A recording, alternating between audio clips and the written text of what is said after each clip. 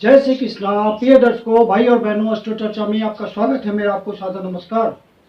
आज के वीडियो में हम चर्चा करेंगे कि फॉरेन सेटलमेंट के लिए अर्थात विदेश में अस्थायी निवास के लिए या विदेश यात्रा के लिए क्या संभव योग होते हैं।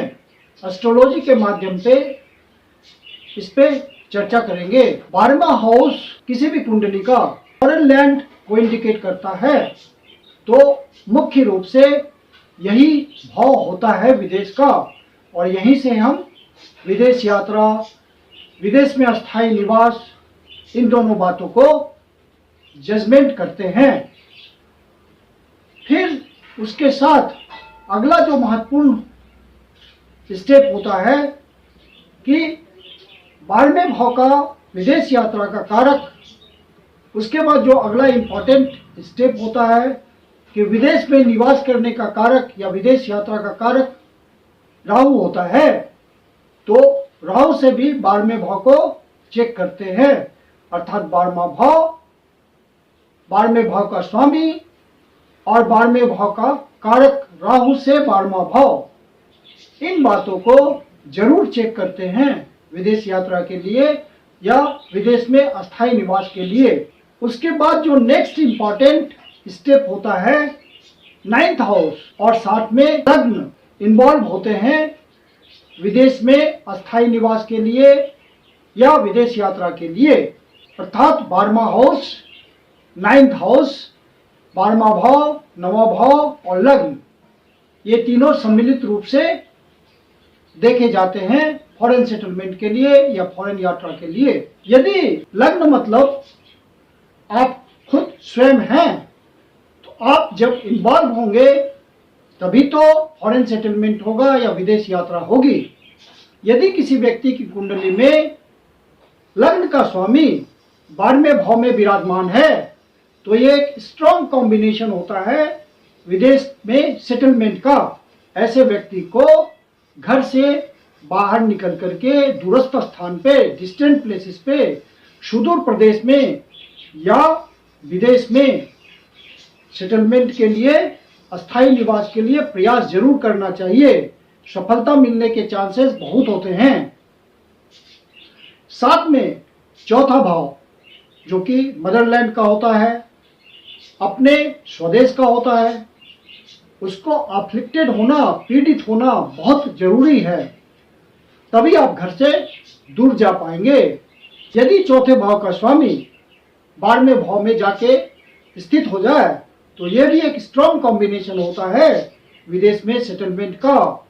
यदि आपका चंद्रमा कुंडली में वाटर साइंस में बैठे हुए हैं, तो ये आपको सपोर्ट करेंगे फॉरेन सेटलमेंट के लिए। वाटर साइंस होते हैं चौथी राशि अर्थात कर्क राशि, वृश्चिक राशि, स्कॉर्पियन जोडियक या पाइसेस अर्थात मीन राशि।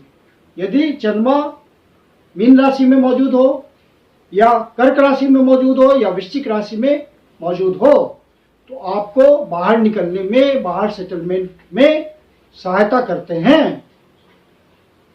और साथ में निरंतर, यदि आप विदेश में सेटल नहीं होते हैं, तो निरंतर रूप से विदेश यात्रा के लिए आपको मदद करेंगे। साथ में यदि 12वें भाव और 9वें भाव में मूवेबल साइंस मौजूद हो, अर्थात पहली राशि, चौथी राशि, 7वीं राशि और 10वीं राशि, तो ये राशियां आपको मदद करेगी बाहर जाने में, क्योंकि ये मूवेबल साइंस है, निरंतर गतिमान होते हैं।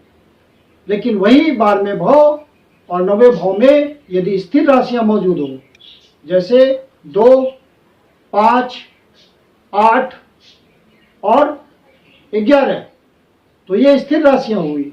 वृषभ राशि, सिंह राशि, वृश्चिक राशि या कुंभ राशि, तो ये आपको मदद नहीं करेंगे बाहर निकलने में। ये स्थिर राशियां एक जगह टिक के रहना चाहती हैं, तो सपोर्टिव नहीं होंगी।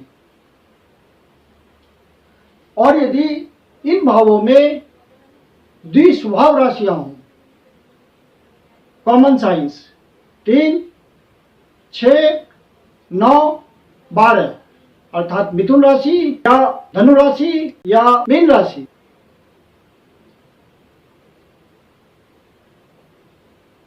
तो ये आपको विदेश यात्रा बार बार करने में मदद करेंगे, अस्थायी रूप से सेटल करने में मदद नहीं करेंगे।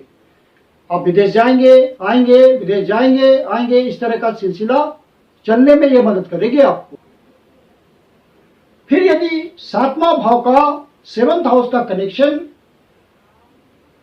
9th लॉर्ड के साथ या 8th लॉर्ड के साथ, 8वें भाव के स्वामी के साथ या 9वें भाव के स्वामी के साथ या 12वें भाव के स्वामी के साथ किसी प्रकार हो जाए तो व्यक्ति विवाह के बाद फॉरेन सेटलमेंट करता है। फिर यदि 12वें भाव का स्वामी 12वें भाव में स्थित हो तो यह भी एक विदेश यात्रा।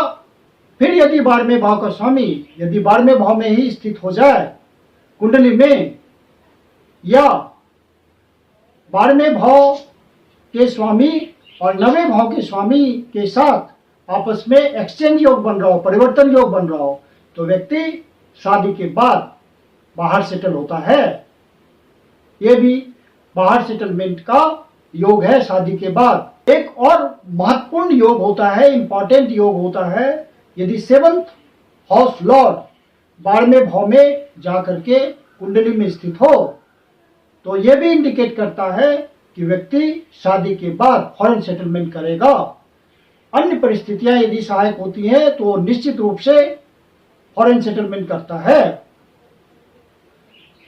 फॉरेन सेटलमेंट का समय सूटेबल महादशा, अंतर्दशा, प्रत्यंतदशा जब आती है, गोचर टैली करता है उसको, तो व्यक्ति बाहर सेटल हो जाता है। तो यदि हम एक नक्शल में देखें तो आपके लिए इंपॉर्टेंट हो गया 12वां भाव सबसे ज्यादा, फिर 9वां भाव का इंपॉर्टेंस हुआ और प्रथम भाव का इंपॉर्टेंस हुआ। जब ये तीनों आपस में कनेक्शन बनाएंगे तो व्यक्ति फॉरेन सेटलमेंट के लिए सपोर्ट पाता है। और 9वें भाव में और 12वें भाव में यदि चर राशि होती है तो एक एडिशनल सपोर्ट है। फिर यदि मून आपकी कुंडली में यदि वाटर साइंस में हो, अर्थात फिर यदि मून वाटर साइंस में हो तो वो आपको सपोर्ट करता है बाहर के लिए। और चौथा भाव आप लिखते होना चाहिए। 7वां भाव का जब कनेक्शन बनता है 8वें भाव से, 9वें भाव से, 12वें भाव से, तो व्यक्ति मैरिज के बाद फॉरेन सेटलमेंट में सफल हो पाता है। तो ये जो प्रमुख बातें हैं जो कि फॉरेन सेटलमेंट के समय या फॉरेन यात्रा के समय एस्ट्रोलॉजी के हिसाब से विचार किया जाता है, वो आपको मैंने डिटेल में एक्सप्लेन किया। मैं कुंदन शर्मा आप लोग का हार्दिक स्वागत करता हूं। यदि आपको वीडियो अच्छा लगा तो इसको लाइक करें और अपने परिचितजनों को शेयर करें। और आप यदि एस्ट्रो चर्चा पे पहली बार आए हैं या अभी तक सब्सक्राइब नहीं किया है तो इसको सब्सक्राइब जरूर कर लें। धन्यवाद। यदि आपके जीवन की कोई समस्या है जिसका समाधान आप हमसे चाहते हैं तो पर्सनल कंसल्टेशन ले सकते हैं। मेरी अपनी कंसल्टेशन शुल्क होती है। वीडियो के अंत में मेरा व्हाट्सएप नंबर दिया हुआ है, डिस्क्रिप्शन बॉक्स में भी व्हाट्सएप नंबर मेंशन है। आप कंसल्टेशन के लिए बुकिंग कर सकते हैं। धन्यवाद।